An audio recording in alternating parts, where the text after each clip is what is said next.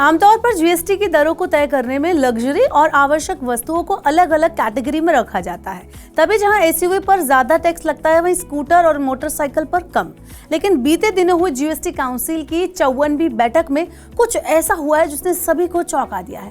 दरअसल काउंसिल की बैठक में लिए गए फैसले में कार और मोटरसाइकिल को एक ही श्रेणी में रख दिया गया है, जिसके चलते आपको बाइक से जुड़ी एक जरूरी चीज पर वही 28% का टैक्स देना होगा जितना टैक्स आप कार पर देते हैं। दरअसल ये मामला कार और मोटरसाइकिल की सीटों से जुड़ा है।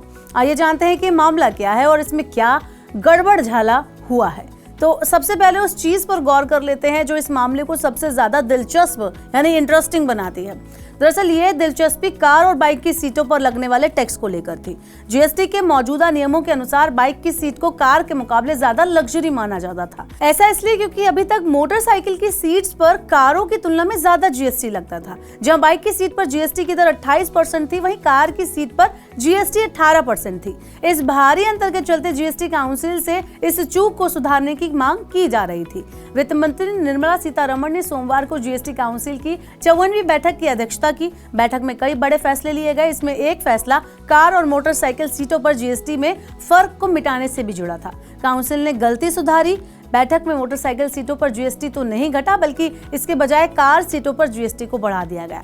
अभी तक 9,401 कैटेगरी में आने वाली कार सीटों पर 18% जीएसटी लगता था, लेकिन अब इसे बढ़ाकर 28% कर दिया गया है। मतलब कार सीटों पर जीएसटी दर को 28% बढ़ा दिया जाएगा। इससे होगा ये कि अब कार की सीट भी जीएसटी के मामले में मोटरसाइकिल की सीटों के बराबर होगी। इसके पीछे दोनों में समानता लाने का तर्क बताया गया है। हालांकि कार और मोटरसाइकिल को एक पल्ले में रखना जानकारों की भी समझ से परे है। इंडस्ट्री से जुड़े लोग मांग कर रहे हैं कि कार को मोटरसाइकिल के साथ जोड़ना किसी भी सिचुएशन में ठीक नहीं है। हो सकता है कि कार की इस डिमांड को सुनने और दरों में कुछ रियायतें दे। वैसे जीएसटी काउंसिल की बैठक की बात करें तो इसमें कुछ राहत देने वाले फैसले भी सामने आए हैं। जीएसटी काउंसिल ने कैंसर की 3 दवाओं पर टैक्स की दर को 12% से घटाकर 5% कर दिया। ये दवाएं स्तन कैंसर, फेफड़ों के कैंसर और गॉल ब्लैडर व पित्ताशय से संबंधित कैंसर के इलाज में इस्तेमाल होती हैं। साथ ही नमकीन पर लगने वाले 18% जीएसटी को 12% करने का फैसला लिया गया है। काउंसिल में एक फैसला रिसर्च ग्रांट को लेकर भी लिया गया। काउंसिल ने यूनिवर्सिटी और प्राइवेट संस्थानों को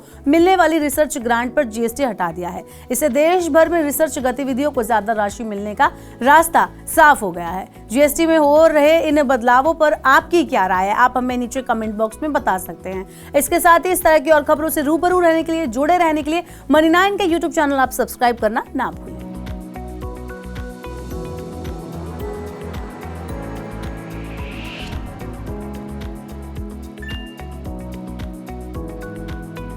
जानकारी, सलाह और निवेश सब एक ही सुपर ऐप पर। पैसे का सवाल है तो जवाब है मनी9। आजादी पैसे की। अभी डाउनलोड करें।